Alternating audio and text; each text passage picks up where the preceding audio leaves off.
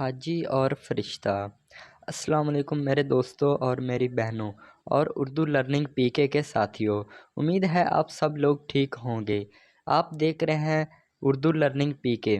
محترم دوستوں، آج کی ویڈیو کا آغاز ایک شعر سے کرتے ہیں دنیا میں لوگ وہی اچھے جو آتے ہیں کام دوسروں کے۔ آپ کی خدمت میں ایک خوبصورت سی کہانی ہے۔ پرانے وقتوں کا ذکر ہے کہ ایک شخص نے حج کا ارادہ کیا، جس کے لیے اس نے دن رات محنت مزدوری کر کے حج کے لیے کچھ پیسے اکٹھے کیے۔ آج کل کے دور کی طرح لوگ اس وقت بھی قافلوں کی صورت میں حج پر روانہ ہوتے تھے، مگر پیدل۔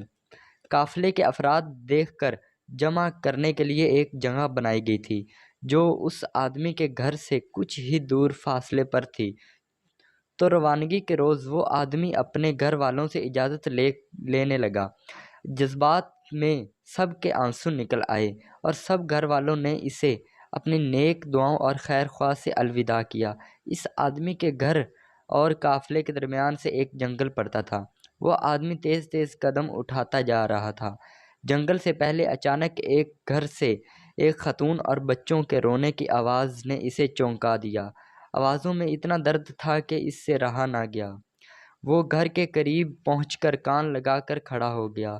اس نے سنا کہ وہ خاتون خود بھی رو رہی ہے اور ساتھ ہی اپنے بچوں سے کہہ رہی ہے کہ پیارے بچوں، آج میرے پاس تمہیں کھلانے کے لیے کچھ نہیں ہے۔ جو کچھ بھی تھا وہ کل رات ختم ہو گیا تھا۔ بچے مسلسل پیاس اور بھوک کے مارے رو رہے تھے۔ ایک طرف قافلے والے اس کا انتظار کر رہے تھے اور دوسری طرف ایک خاتون غیبی مدد کی محتاج تھی۔ وہ آدمی پریشان ہو گیا۔ آخر آسمان کی طرف نگاہ کر کے اپنے ہاتھ بلند کر کے کہنے لگا، یا اللہ، میں ایک عجیب راستے میں کھڑا ہوں۔ ایک طرف تیری عظیم عبادت ہے اور دوسری طرف یہ بے بس خاندان۔ یا اللہ، نہ میں تیری عبادت چھوڑنا چاہتا ہوں اور نہ یہ کہ ان لوگوں کو اس حال میں چھوڑنا چاہتا ہوں۔ اے مالک، تو میری مدد میں رہنمائی فرما۔ اپنے اس ہی لمحے اس آدمی نے اس گھر کا دروازہ کھٹکھٹایا اور خاتون نے دروازہ کھولا تو وہ آدمی بولا، بی بی، میں نہیں جانتا کہ تم لوگ کدھر سے آئے ہو۔ ادھر سے گزر رہا تھا کہ تمہارے رونے کی آواز میں مجھے روکنے پر مجبور کر دیا۔ میں نے تمہاری ساری باتیں سن لی ہیں۔ یہ لو، میری طرف سے کچھ پیسے لو اور کھانے کی کچھ چیزیں ہیں۔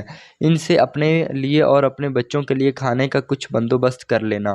وہ خاتون اپنے جذبات پر قابو نہ کر پائی اور روتے ہوئے بولی، اے اجنبی، پچھلے دنوں ہی میرے شوہر کا انتقال ہو گیا تھا۔ تب سے ہم پر مصیبتوں کے پہاڑ ٹوٹ پڑے ہیں۔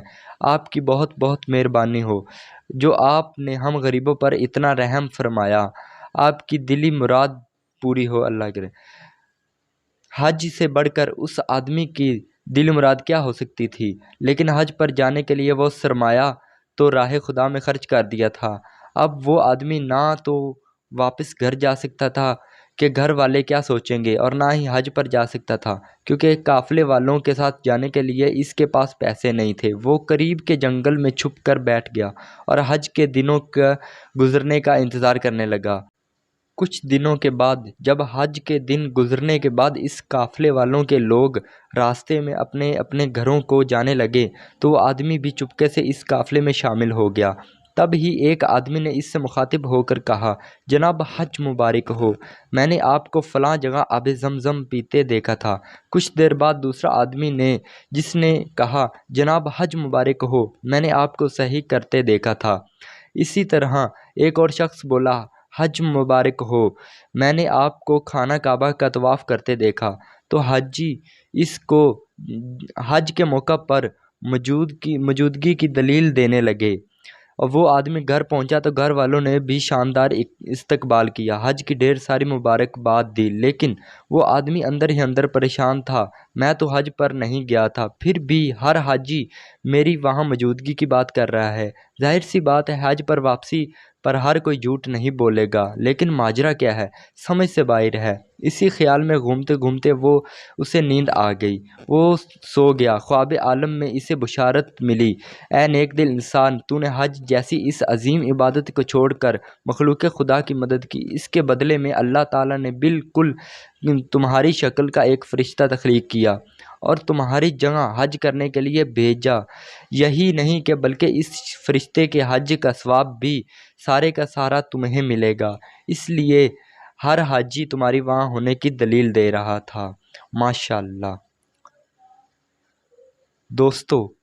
محترم دوستو، اللہ پاک اپنے ہر بندے سے 70 ماؤں سے زیادہ محبت کرتا ہے، اور اپنی ماں اپنے بچے سے کتنا پیار کرتی ہے یہ آپ نے دیکھا ہوگا۔ تو میرے محترم و عزیز دوستو، لوگ اللہ کے بندوں کی مدد کرتے ہیں، مصیبت میں ان کے کام آتے ہیں، تو اللہ پاک ان بندوں سے کتنا پیار کرتا ہوگا۔ کہتے ہیں ایک انسان کی جان بچانا ساری انسانیت کی جان بچانا ہے۔ تو بے شک ہیں لوگ وہی دنیا میں اچھے جو آتے ہیں کام دوسروں کے۔ ہمیں دیجیے اجازت، اگر سانسوں کی روانگی نے ساتھ دیا تو اگلی دفعہ آپ کے لیے ایک اور ویڈیو لے کر آپ کی خدمت میں حاضر ہوں گے۔ تب تک کے لیے اللہ حافظ۔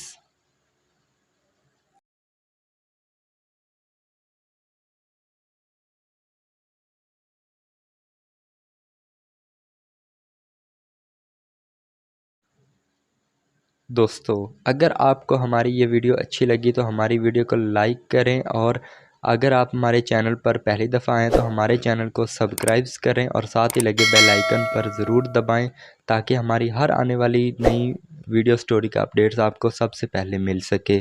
شکریہ۔